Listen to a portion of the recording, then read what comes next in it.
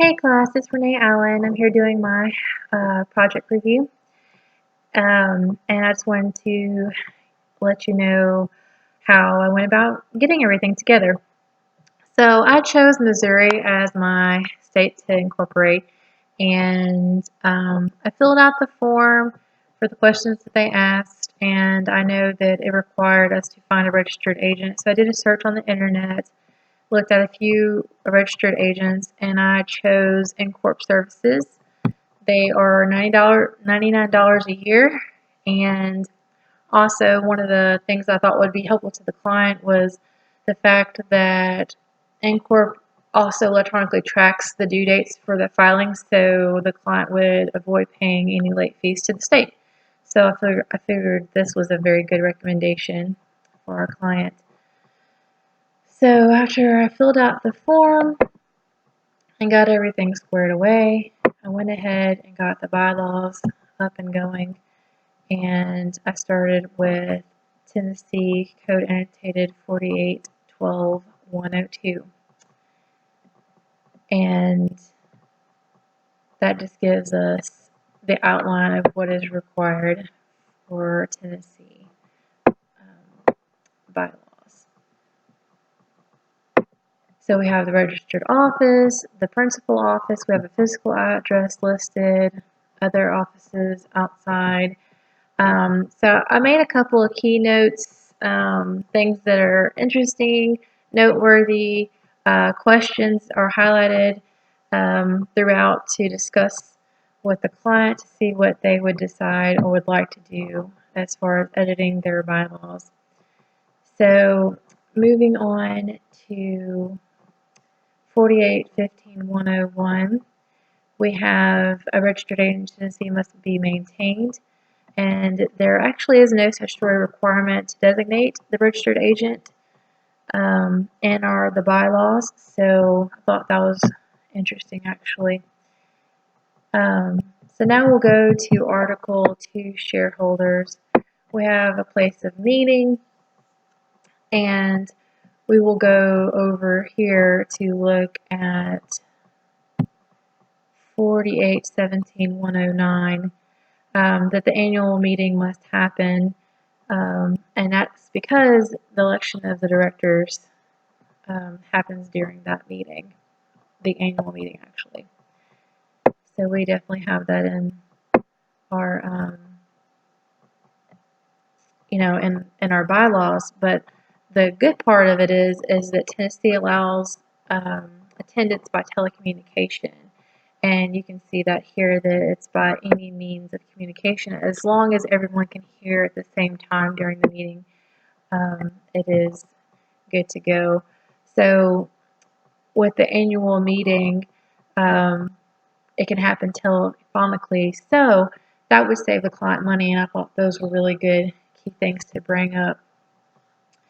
You can see here that I have in yellow on the books and records that it was an option to add that, and so I'd ask the client if they would want a written request for that to happen in order to keep a record of the request so they can look at the records. So that's what the yellow is up there for. Moving on, special shareholder meetings. I wasn't sure of the percentage that the client would want included, so I just left it as 10. So I just kind of left that. I figured we would talk about that to decide. So we have record date for the shareholder action, and if we go down to notice of shareholder meeting and a waiver notice, if we look at 4817-105, I have that here.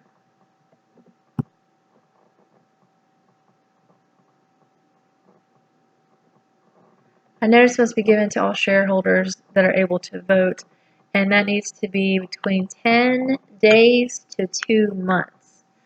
And I thought that was important to point out so the client would be able to decide on what time frame would work well for them, and to know that we actually had a limit to what the Tennessee code says. And you can see that here, 10 days, no more than 2 months before the meeting date. So after the notice, we can see that there are voting, and the records must be made available for inspection within 2 business days after the notice is issued, and we can look at that here.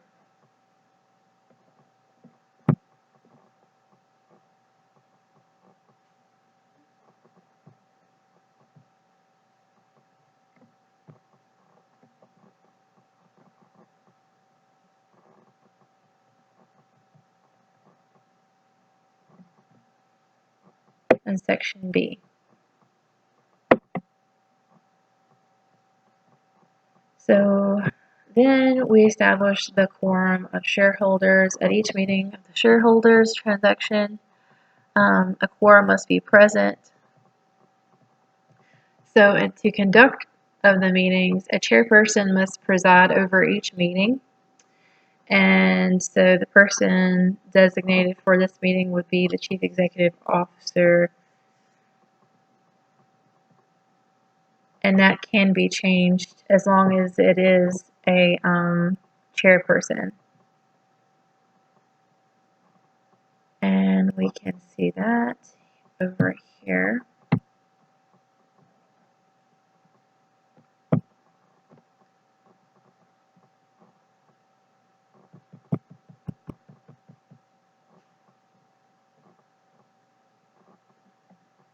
And it states in section A.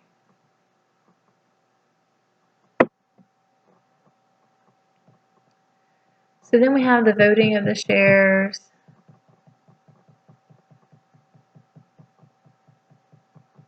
And I made a note that if we left this sentence in, it kind of clarifies that there are really no provision that's discussed about voter abstentions. So I felt like this was a good thing to have in there. So if the voter is not there, they would not be counted as a negative vote. So this was kind of a clarification thing that can be taken out if the client so chooses. So we can also vote by proxy at the meeting, and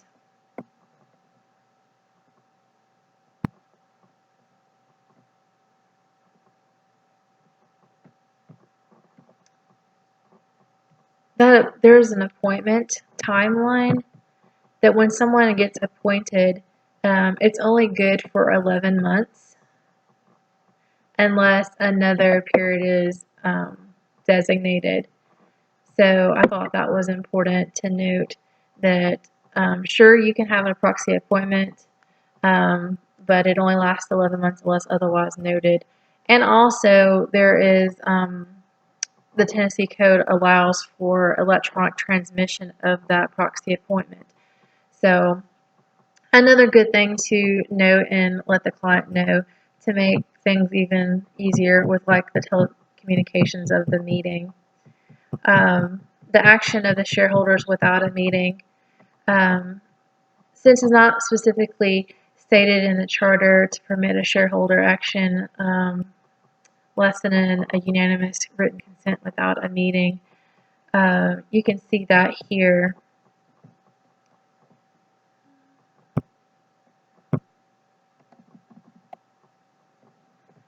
In section 104.